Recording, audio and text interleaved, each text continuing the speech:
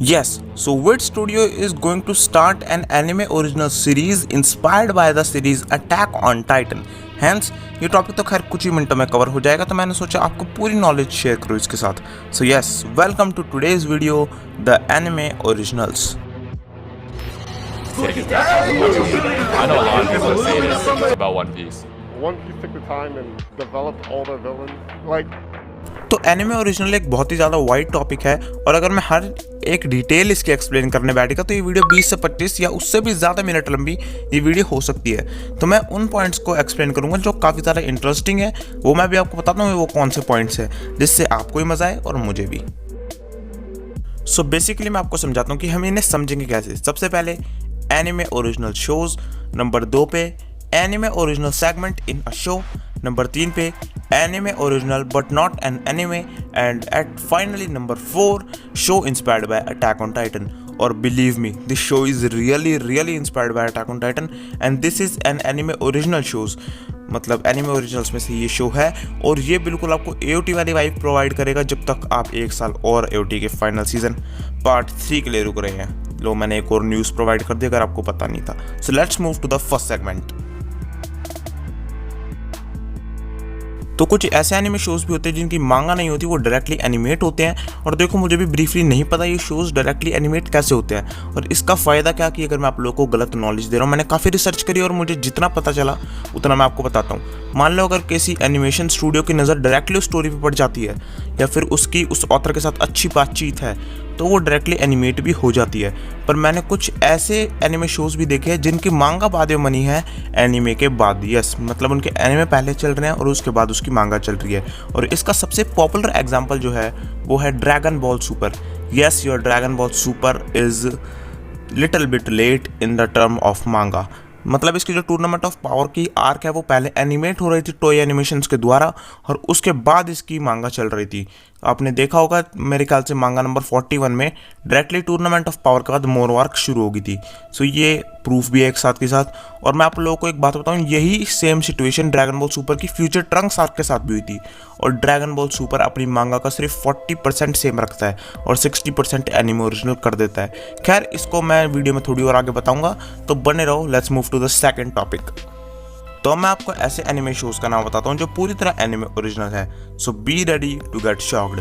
Number 1 Code Geass, number 2 Gurren Lagann, number 3 Samurai 7, number 4 Spirited Away, and number 5 Cowboy Bebop. So well, देखो mostly जो है anime original बिल्कुल ही original होते हैं. बस इस पार्ट में हम बात कैसे करेंगे कि मान लो कोई एनिमे अपनी मांगों को फॉलो तो कर रहा है, बट एक सेगमेंट पे जाके उसने खुद का एक एनिमे ओरिजिनल पार्ट दे दिया. जैसे कि मैं इसका एग्जांपल आपको देता हूँ. पहले मैं बता देता हूँ आप लोगों को कि ये होता किस वजह से. ये मोस्टली राइटर की गलती या फिर उसकी लापरवाही की वजह से हो जाता है, और अगर इसको सही ना करा जाए तो ये मेन स्टोरी पे काफ़ी ज़्यादा इफेक्ट डाल सकता है. अब देखो, मैं आपको एग्जांपल के साथ इसे क्लियर करता हूँ. जैसे मैंने वीडियो की स्टार्टिंग में बोला था कि फ्यूचर ट्रंक्स वाला एग्जांपल दूंगा, तो वो एग्जांपल मैं अब देता हूँ. चलो, अब मुझे बताओ फ्यूचर ट्रंक्स सागा में ज़मासु का आधा हाथ करप्ट कैसे हुआ था. यस, यू आर राइट, विजिटो ने वो आधा हाथ करप्ट करा था. बट अगर मैं पूछूं मांगा में क्या हुआ था, तो यस माय फ्रेंड, मांगा में कुछ चेंज हुआ था. अब मांगा में गोकू ने उसको हकाई करा था. यस, लिटरली गोकू ने हकाई करा. अब हमें पता है विजिटर डिस्ट्रक्शन के रास्ते पे चल रहा है गोकू एंजल पे, और इसे एनिमे ओरिजिनल करके सही करा गया. और मान लो अगर इसे एनिमे में यूं ही दिखाया जाता तो ये काफ़ी ज़्यादा तगड़ा इफेक्ट मार सकती थी. So let's move to the next topic.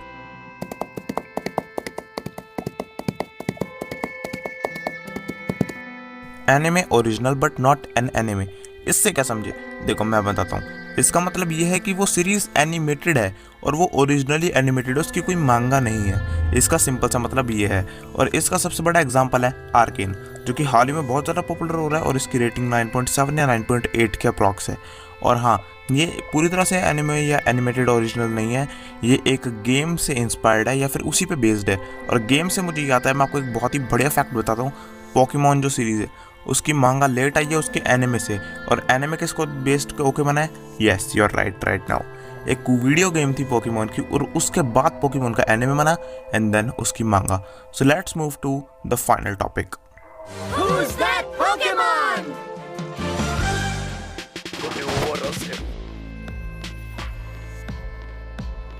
So Netflix एक शो शुरू करने वाला है, just an anime original show named Vampire in the Garden and this is inspired by Attack on Titan.